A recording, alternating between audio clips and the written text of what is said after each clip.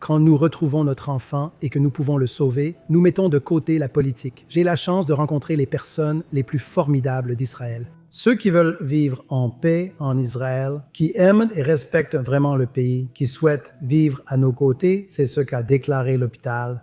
Nous manquons de personnel pour aider tous, dit-il. C'est un général, sauvez-le. Il s'en est occupé et j'ai dit, d'accord, quelle histoire incroyable. Pourquoi est-ce si important de me le dire? Et maintenant, 2 ans et demi plus tard, il dit, Élie, ce général vient d'être nommé par Nathaniel pour être le chef de Mosal. Wow!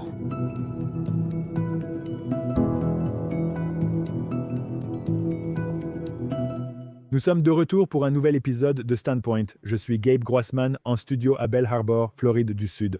J'ai vu des gens dire « Nous sommes à Wynwood », mais nous filmons désormais dans les studios de Belle Harbor. Cette semaine est en fait plutôt agréable ici en Floride du Sud, en fin d'année. Et il y a beaucoup d'événements, beaucoup de choses qui se passent en politique, dans la charité, les associations et la philanthropie. Et quand tout cela arrive, vous avez des amis de tout le pays et franchement du monde entier qui viennent. En arrivant dans le sud de la Floride, vous recevrez une invitation au podcast. Aujourd'hui, Élie Bière est avec moi.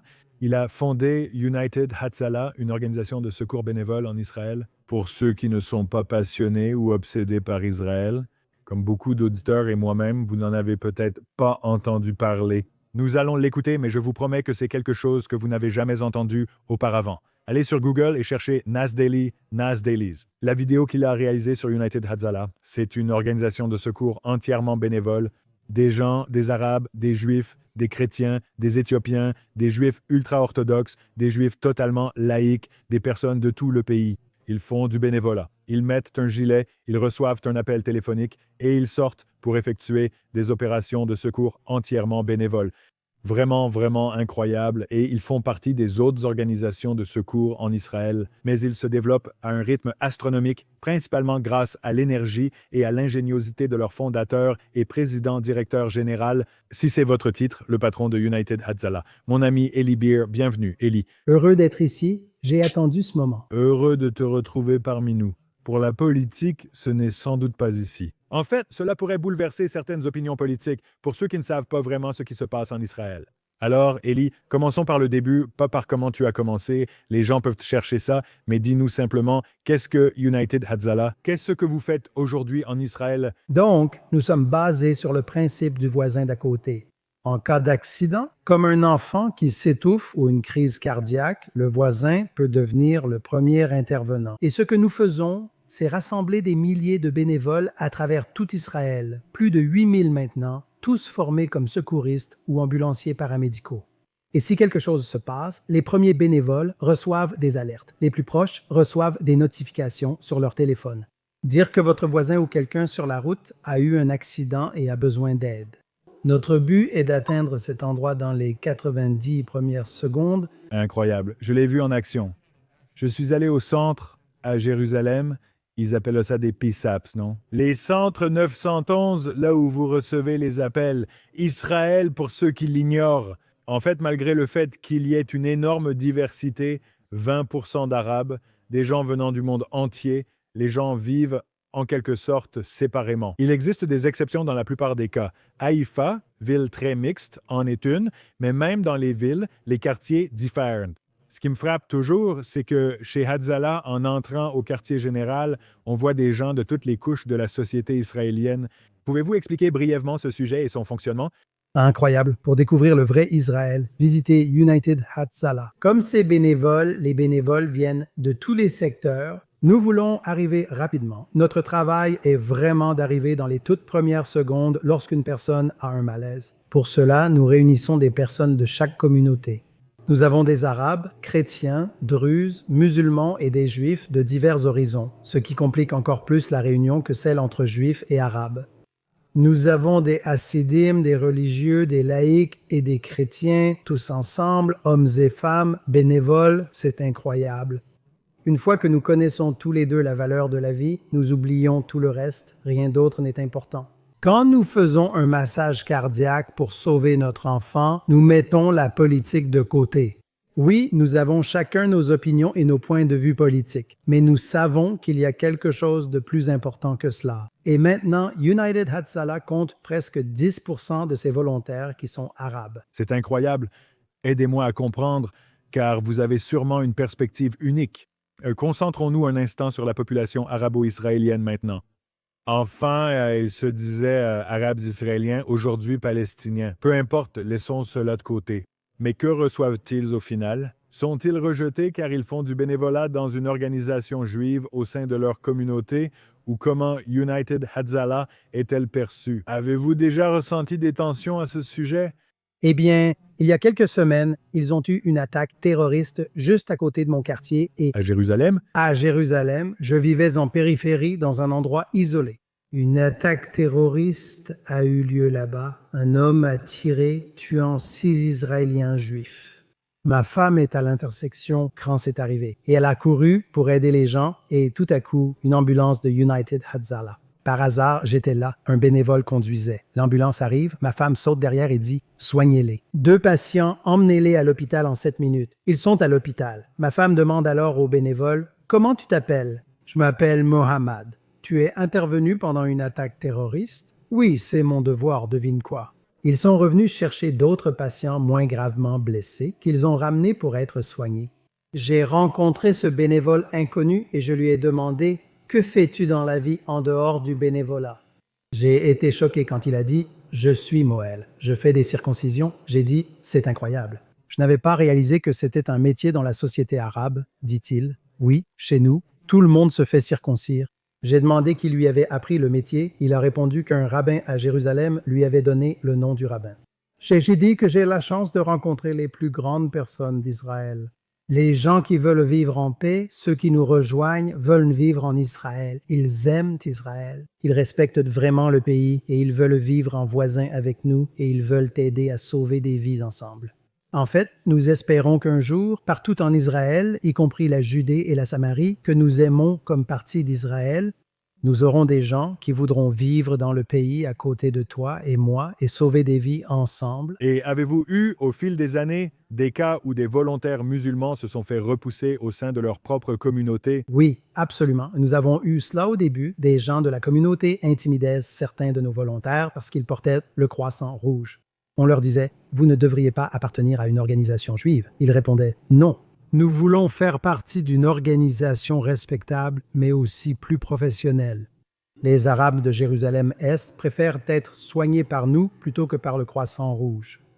Ils savent que United Hatzalah aide tous, juifs ou arabes. Professionnels, nous recevons des appels toute la journée de Jérusalem-Est, mais au début, ce n'était pas simple. Certaines personnes étaient intimidées et quelques bénévoles ont dû partir parce qu'ils craignaient pour leur vie. Et aidez-moi à comprendre, ou peut-être à aider les auditeurs à comprendre. Ce ne sont pas des personnes qui sont ambulanciers ou secouristes à temps plein. Ils ont des emplois ordinaires, mais ils portent aussi un sac avec eux, une sorte de sac d'urgence au cas où ils recevraient un appel et devraient quitter leur vie quotidienne. Est-ce que c'est le cas pour tous les bénévoles? Tout le monde, vous savez, en parlant des bénévoles, ce que j'adore, voir tout le monde, ce qu'il fait dans la vie, ce qu'elle fait dans la vie. J'ai rencontré un bénévole arabe, Sami, qui est en fait chauffeur de taxi. Je ne le connaissais pas, mais j'ai commandé un taxi sur cette application et il est arrivé et je devais aller à l'aéroport. Mais il n'y avait pas de place pour mes bagages, car l'arrière était rempli de sacs Hatzalah, traumatologie, oxygène et défibrillateurs. Ça prend environ 1/3 du coffre arrière, et il a dit que c'est ce qu'il fait tous les jours. Il intervient, mais certains ne peuvent pas le solliciter faute de place dans son coffre arrière. Il affirme adorer sortir chaque jour pour des appels d'urgence. Et nous avons des plombiers, des électriciens, des avocats, des comptables, des rabbins, toutes sortes de personnes. Chacun a un métier, chacun a une famille. Mais quand quelque chose se passe près d'eux, la responsabilité envers la communauté est plus importante et ils laissent tout ce qu'ils font pour aller sauver des vies. Mais avant de passer à un autre sujet, en vous regardant agir, je voulais partager cela avec les auditeurs. J'ai eu la chance de participer à un voyage avec des lieutenants-gouverneurs il y a quelques années. Le groupe s'est arrêté au siège et le lieutenant-gouverneur de l'Iowa. À l'époque, il s'appelait Adam Gregg, c'est toujours son nom, mais il n'est plus lieutenant-gouverneur. Il est maintenant à la tête de l'association bancaire de l'Iowa, mais il a vu toute la présentation, il a dit « Je comprends ce que vous faites, ce que vous dites. Si quelqu'un se trouve dans un immeuble de bureau ou un immeuble résidentiel, il peut atteindre un autre résident plus rapidement que n'importe qui d'autre parce qu'il est déjà sur place. » Il a renversé la situation en disant « Les soins de santé ruraux sont un des plus grands problèmes en Amérique aujourd'hui. Je ne sais pas si vous le savez. » Le président Trump a lancé le programme de transformation des soins de santé ruraux. Programme de transformation des soins de santé ruraux. Ils vont allouer 50 milliards de dollars aux 50 États. Tous ont proposé d'apporter des technologies pour améliorer la santé en zone rurale, un enjeu majeur. C'est surtout pour des hôpitaux technologiques, l'ouverture d'hôpitaux satellites et de centres de soins. Adam Gregg, alors lieutenant-gouverneur de l'Iowa, assiste à la présentation de United Hatzalah et dit « Attendez, dans l'Iowa rural, il faut beaucoup de temps pour qu'une ambulance arrive et il faut aussi beaucoup de temps pour qu'un camion de pompiers arrive. Les propriétés sont immenses et isolées, donc il n'y a pas d'infrastructure. Et si on lançait quelque chose et que United Hatzalah allait en Iowa, et si j'y allais? » D'ailleurs, il se trouve que j'étais là quand vous avez fait la cérémonie d'inauguration avec le ruban. J'étais présent pour un autre événement et mon travail me permet de voyager dans ces lieux. Ils l'ont lancé sous un autre nom. Tu te souviens du nom là-bas? Le sauvetage de l'Iowa, c'est ça? Oui, c'est similaire. Les agriculteurs peuvent y recevoir une formation de base. Ils ne pouvaient pas être ambulanciers selon la loi en Iowa, mais ils étaient tout de même des premiers intervenants. Ils peuvent donc se rendre vite chez leurs voisins jusqu'à l'arrivée des pompiers et ambulances. Et c'est vraiment spectaculaire de voir ce qu'ils ont fait et comment ils l'ont présenté. Je pense que c'est comme l'Amérique le verrait. Le sauvetage communautaire, la communauté. Une réponse communautaire? Une réponse communautaire, c'est formidable. En Israël, vu de l'extérieur, on perçoit tension et division. Pour ceux qui ne le savent pas, voir ensuite à quel point la réponse basée sur la communauté est forte. Et entre les différentes communautés, n'est-ce pas? Exactement. Passons à un sujet important, je pense, qui était le 7 octobre. Je n'ai pas besoin d'expliquer aux auditeurs ce qui s'est passé le 7 octobre. Si vous ignorez ce qui s'est passé le 7 octobre 2023, éteignez le podcast et ne l'écoutez pas. Mais United Hatzalah, parce qu'il y a simplement des bénévoles partout, avait des gens dans le sud d'Israël qui ont répondu, d'autres ont aussi répondu. Il y avait d'autres groupes de secours présents. Et là, il y avait la police, il y avait le groupe Magen-David, différents groupes étaient là. Hatzalah était très présent là-bas. Et quelques moments très difficiles pour l'organisation. Maintenant, je suis sûr qu'il y a aussi eu des moments de fierté pour l'organisation lors de la réponse. Racontez-nous un peu du point de vue de United Hatzalah. Vous savez ce qui s'est passé le 7 octobre du point de vue de votre organisation? Eh bien, c'est la décision la plus difficile que j'ai eu à prendre dans ma vie.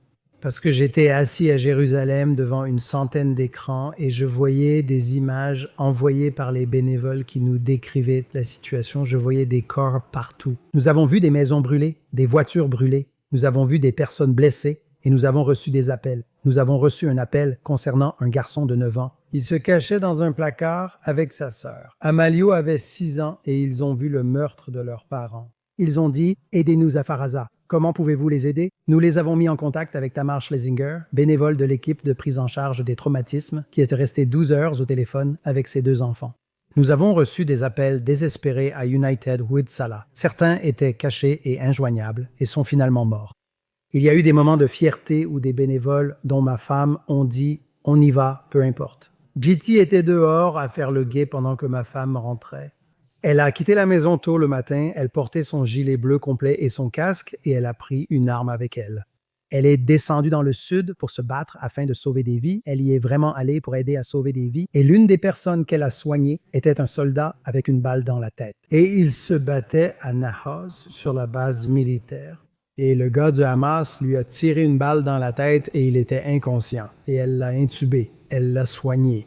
Et puis finalement, nous avons envoyé des hélicoptères contre les règles parce qu'on n'est pas censé envoyer des hélicoptères dans une zone de guerre. Quand les missiles volaient dans tous les sens et que notre hélicoptère a atterri, et ce soldat, oui, ils étaient proches. Ils l'ont transporté à l'arrière de l'hélicoptère jusqu'à Tel Aviv.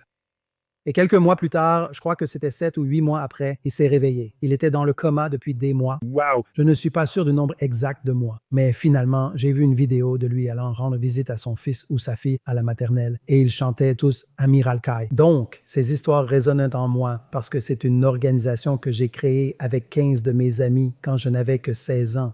Notre objectif a toujours été d'arriver là-bas dans les 90 premières secondes. Nous n'y sommes pas encore. Nous avons encore du chemin à parcourir. Nous avons besoin de plus de bénévoles. Nous devons former plus de bénévoles. Plus vous avez de bénévoles, plus vous arrivez rapidement. Le 7 octobre, nous avions 1700 bénévoles qui sont descendus pour aider. Et malheureusement, 3 d'entre eux ont été tués. 3 de nos bénévoles, 25 bénévoles, ont été blessés. Mais je viens d'entendre une histoire. J'ai reçu un appel téléphonique cette semaine. La semaine dernière, un bénévole dit « Moshe, Weitzman dit « Eli ». Termine l'histoire. Écoute, j'ai entendu toutes les histoires de Ganaji. J'ai écrit un livre intitulé « Les anges en orange ». Je t'ai parlé du 7 octobre. Il a dit « Non, non, non, tu ne connais pas l'histoire ». Il m'a dit qu'il avait sauvé un général près de Shtero. La ville de Shtero a été bombardée et des dizaines de personnes y ont été tuées. Elle était sous le feu. Il était 8h35 du matin.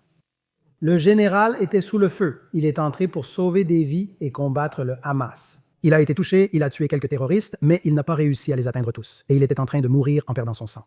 Des soldats lui ont mis un garrot sans réussir à arrêter l'hémorragie. C'était à la cuisse, là où passent les artères. Et littéralement, le gars mourait, a-t-il dit. Je l'ai traîné dans l'ambulance, j'ai conduit vers l'hôpital. En chemin, j'ai pris un autre volontaire de United Hatzalah. En arrivant à l'hôpital, je criais « C'est un général, sauvez-le, ne le laissez pas mourir ». Et l'hôpital était tellement débordé, il y avait des centaines de personnes qui attendaient des soins. Et l'hôpital a dit « Nous manquons de personnel pour aider tous ». Il dit, c'est un général sans un signe. C'est un général, sauvez-le. Il s'en est occupé et j'ai demandé, pourquoi cette histoire est-elle si importante à raconter? 2 ans et demi plus tard, il dit, Eli, ce général a été nommé chef du Mossad par Netanyahou. Waouh! Roman Gorfin, j'ai dit, c'est ce type, il a dit. Oui, c'est ce type. J'ai vu la vidéo. Ils ont publié la vidéo de lui en train de se battre avec le Hamas le 7 octobre et de se faire toucher. Au début, lorsqu'il a été touché, les soldats près de lui ont tenté d'arrêter son saignement, mais c'était très grave. Notre ambulance, j'ai vu les photos ensanglantées après qu'ils l'ont arrêté avec le garrot. Donc, ces quelques secondes où il est arrivé à l'hôpital à temps lui ont sauvé la vie. Il sera désormais responsable de la sécurité d'Israël et de tous les Juifs dans le monde. Vous savez, ce qui s'est passé en Australie récemment, c'est le travail du Mossad, leur mission, mais ils le font tout le temps. Ils ont déjoué un attentat majeur en Allemagne. Voilà ce que fait United Hatzalah au quotidien. Le 7 octobre, nous avons soigné des milliers de personnes, sauvé des centaines de personnes, et j'en suis très fier. Nous avons lancé cela. Nous sommes des perturbateurs. Nous venions de Millwick. Nous étions juste des bénévoles qui voulaient sauver des vies, et nous avons créé quelque chose de vraiment unique. Incroyable. Vos récits du 7 octobre ont résonné dans le monde entier, des atrocités commises dans les maisons. Vous savez, Hatzalah, l'organisation, faisait partie de ceux qui sont également entrés dans les kibboutz pour aider. Ce jour-là et les jours qui ont suivi, c'est devenu une sorte de grand drame. Plus à l'extrême droite, pour être honnête, nous avons, pour être honnête, des gens à l'extrême droite et à l'extrême gauche, je suppose. La théorie du fer à cheval a commencé à questionner les événements militaires, survenus ou non.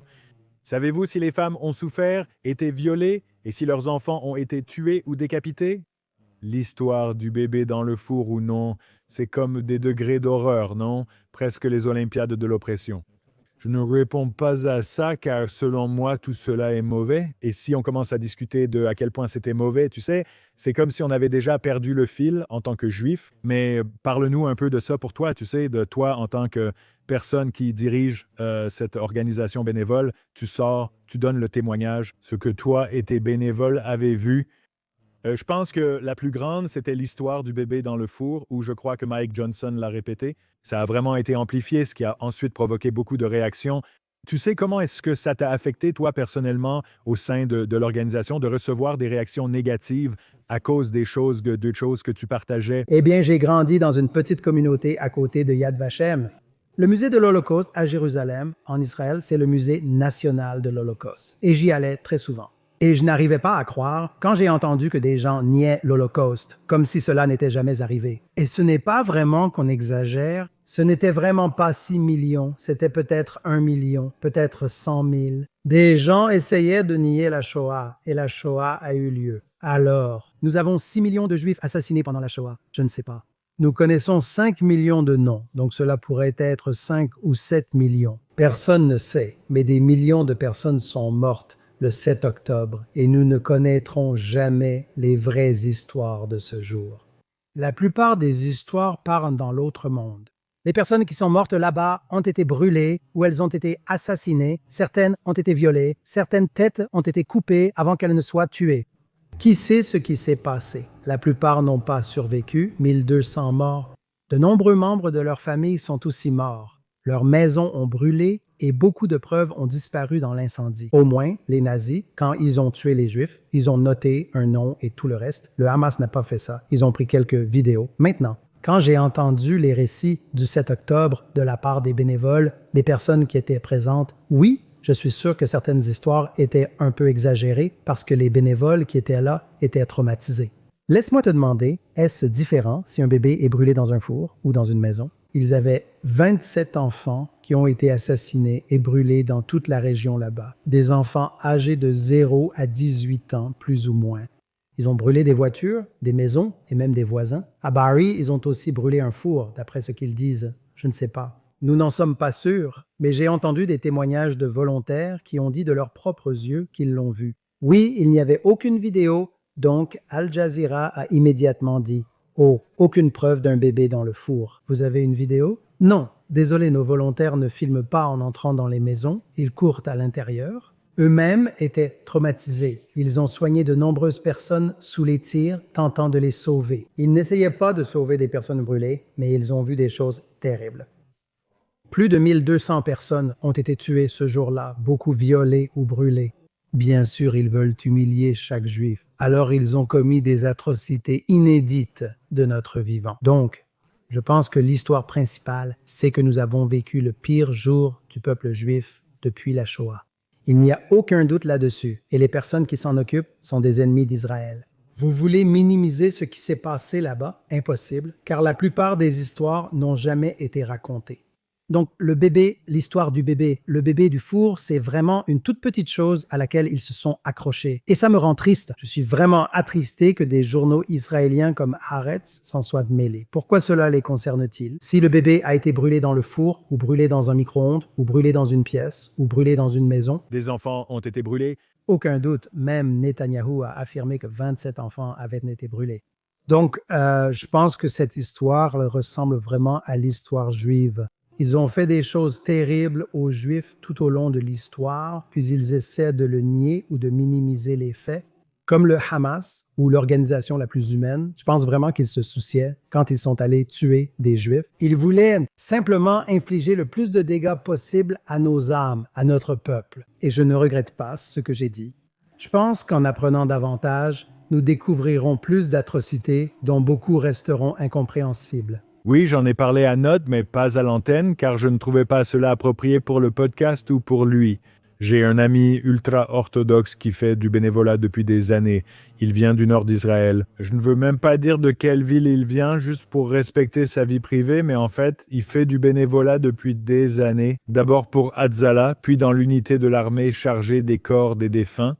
Et il m'a dit, écoute, c'est bien parce que je peux servir. Et malgré son apparence, les gens ne pensent pas qu'il servirait dans l'armée, mais il le fait.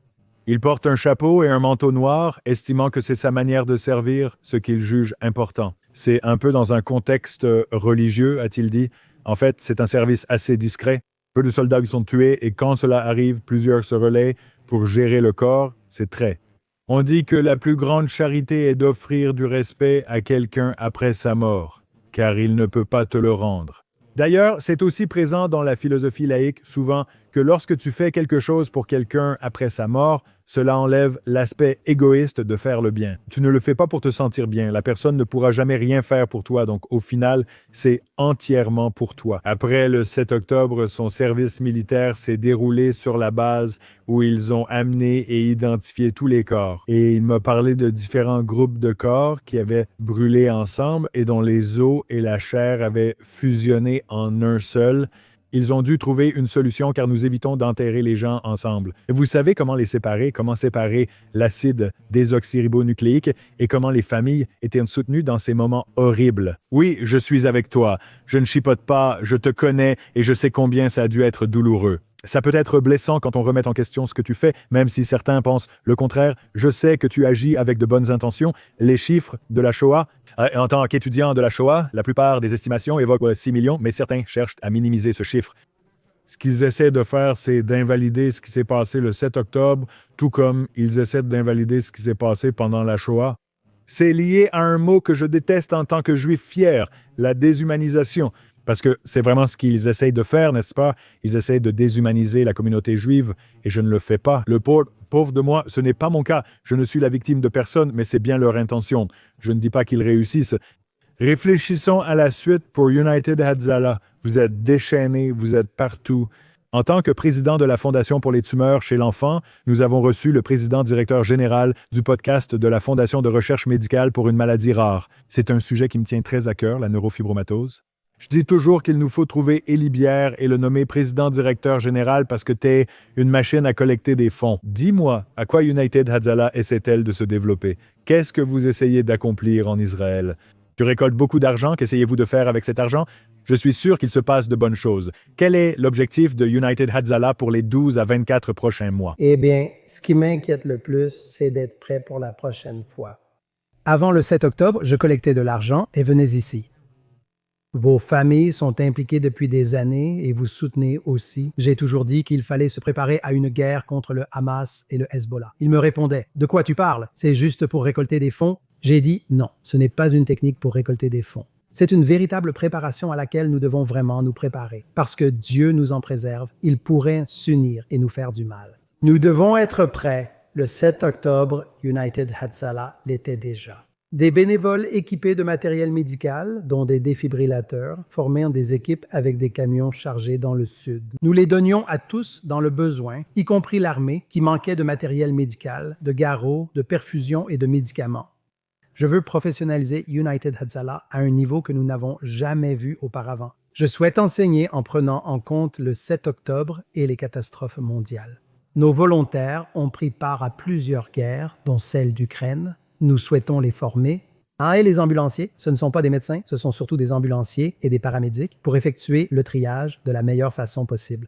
Au cours des 12 prochains mois, chaque volontaire en Israël recevra une formation intensive sur les situations de victimes en masse et y sera préparé. Nous allons le faire à grande échelle en les professionnalisant davantage. Mais ouvrir une école de paramédics? Je veux que United Hatzalah atteigne son objectif de 90 secondes. Donc, je veux doubler le nombre de bénévoles. Nous en avons 8 000 maintenant. Je veux atteindre 16 000 et cela va prendre plus de 3 ans. Cela va prendre 7 ans, mais c'est vraiment mon objectif. Et réfléchissez-y vraiment. Chaque personne que nous sauvons, je viens de mentionner le chef du Mossad qui a été sauvé. Il n'a pas été sauvé seulement par United Hatzalah, mais aussi grâce à un excellent hôpital. Bien sûr, les soldats sur le terrain ou la police l'ont aidé au début. Mais si vous voulez avoir les meilleurs premiers intervenants au monde, nous devons nous assurer qu'ils sont bien formés et bien équipés.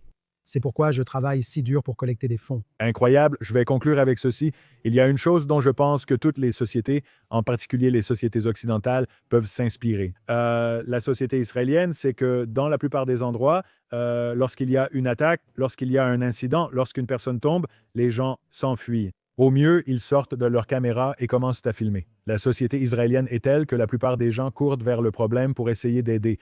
Je pense que les conditions sur le terrain ont changé depuis le 7 octobre et Libir, bonne chance pour votre travail.